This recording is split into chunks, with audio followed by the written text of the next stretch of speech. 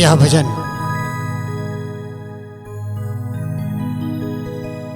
अध्यात्म से जुड़ल राम नाम की महिमा कबीरदास भी बतौले बनी, गोस्वामी तुलसीदास जी भी लिखले बनी। तीरथ नहाए एक फल,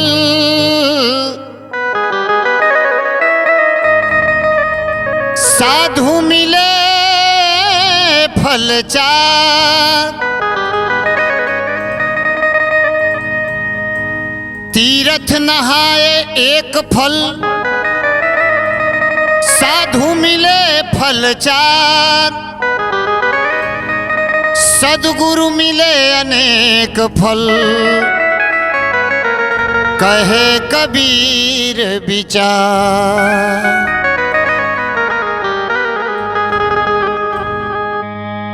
आरे प्रभु में लगन लागी, हरि में लगन लागी।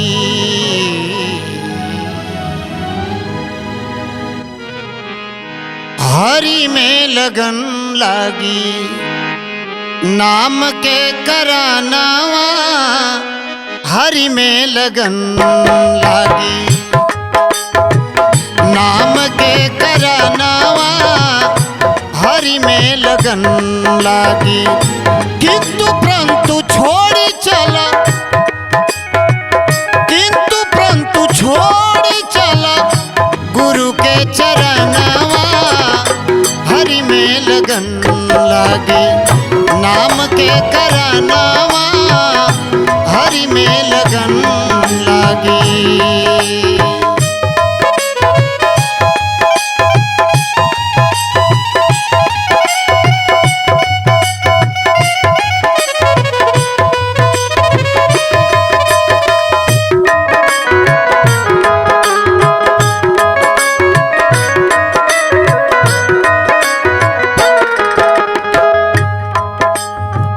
नाम बीनु नारद घूमले सगरो जहानवा। गुरु चरण में आर लागी, कैले सुमिरनवा। गुरु चरण में लागी, कैले सुमिरनवा। नाम बीनु नारद घूमले सगरो जहानवा।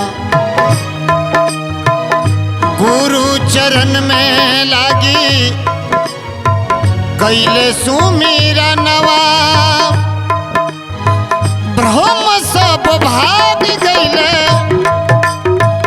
ब्रह्म सब भाग गईले, लागी गईले मनवा। हरि में लगन लागी, नाम के करानावा। हरि में लगन लागी, नाम के करानावा। हरि में लगन।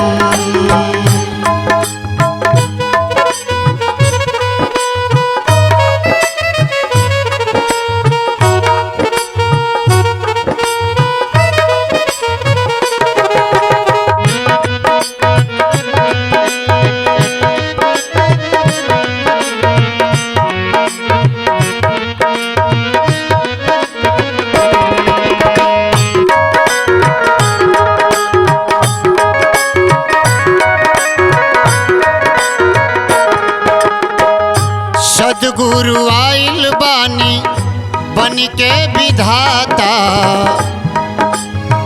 शंका भागा के जीव से जोड़ी लेनाता।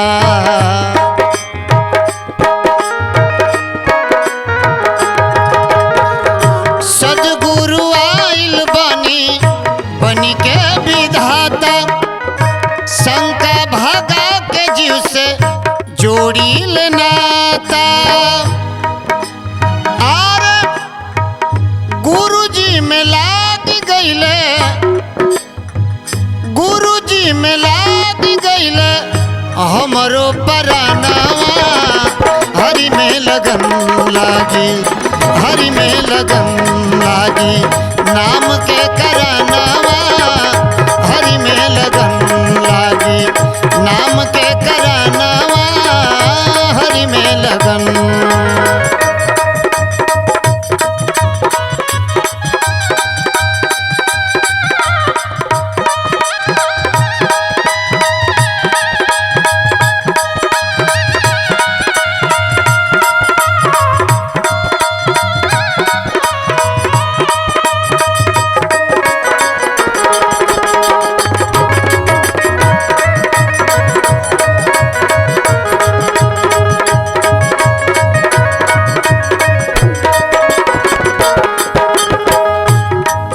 सदगुरु जिसके जीवन में मिल जाए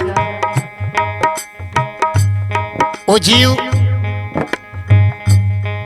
जब सदगुरु मिलते हैं प्यासा के पानी दिले भूखा के भोजन राम नाम के जड़ी दे के बढ़ाई ले ओजन।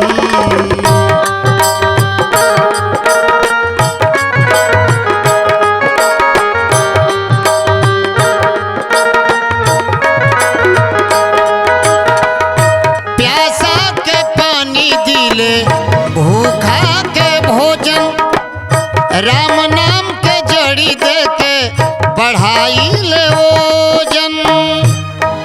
और गुरु ज्ञान से तोर गईले